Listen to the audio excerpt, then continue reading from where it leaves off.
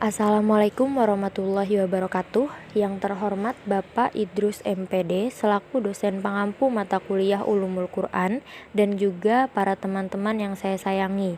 Puji syukur kita panjatkan kehadirat Allah Subhanahu wa taala karena dengan rahmat dan karunia-Nya kita diberi kesehatan dan dapat melaksanakan diskusi pada hari ini. Tak lupa juga kita haturkan sholawat serta salam kepada junjungan Nabi besar kita Nabi Muhammad SAW.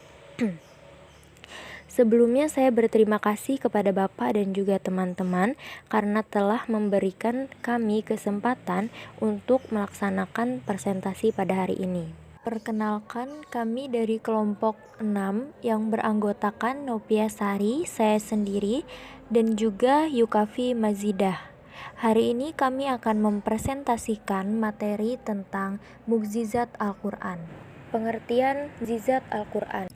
Mukjizat Al-Quran adalah suatu hal atau peristiwa luar biasa pada Al-Quran yang terjadi melalui Nabi Muhammad SAW sebagai bukti kenabiannya. Kemukjizatan Al-Quran adalah sebuah keniscayaan dalam keyakinan umat muslim. Secara sederhana, kata mukjizat diartikan dengan sesuatu yang melemahkan atau sesuatu yang membuat pihak lain bungkam dan membuat pihak lain mati kutu menghadapinya. Kemukjizatan Al-Quran ini ditegaskan oleh Allah di dalam Quran Surah Al-Isra ayat 88, yang artinya, katakanlah, sesungguhnya jika manusia dan jin berkumpul untuk membuat yang serupa Al-Quran ini, niscaya mereka tidak akan dapat membuat yang serupa dengan dia, sekalipun sebagian mereka menjadi pembantu bagi sebagian yang lain.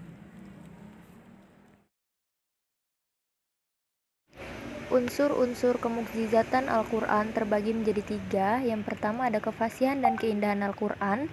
Artinya untuk menyampaikan maksud dan tujuan dalam setiap masalah, Allah Subhanahu wa taala menggunakan kata dan kalimat yang paling lembut, indah, ringan, serasi, dan kokoh. Yang kedua ada keumminya Nabi Muhammad SAW, yang artinya kendati ukuran tidaklah besar, Al-Quran adalah kitab suci yang mencangkup berbagai pengetahuan, hukum-hukum, dan syariat.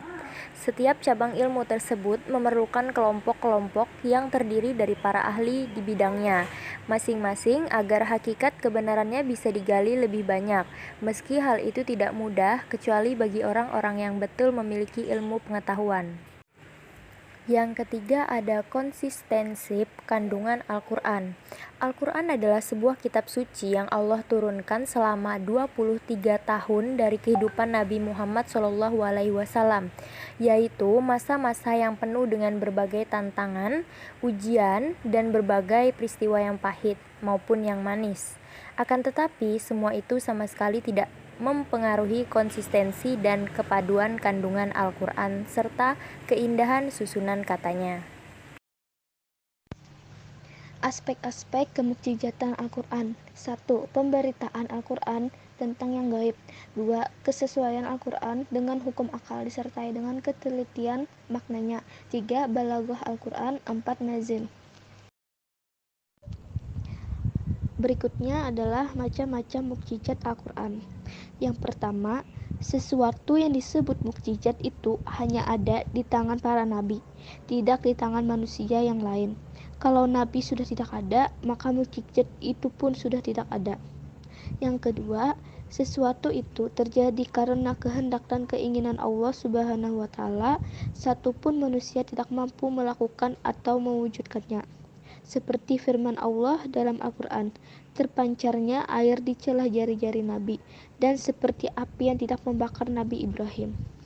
Ketiga, sesuatu itu terjadi di luar kebiasaan manusia. Hal ini terjadi tanpa ada sebab musabab yang menimbulkannya. 4. Sesuatu itu tidak dapat dibuat tandingannya yang sama dengan itu oleh siapapun dari manusia.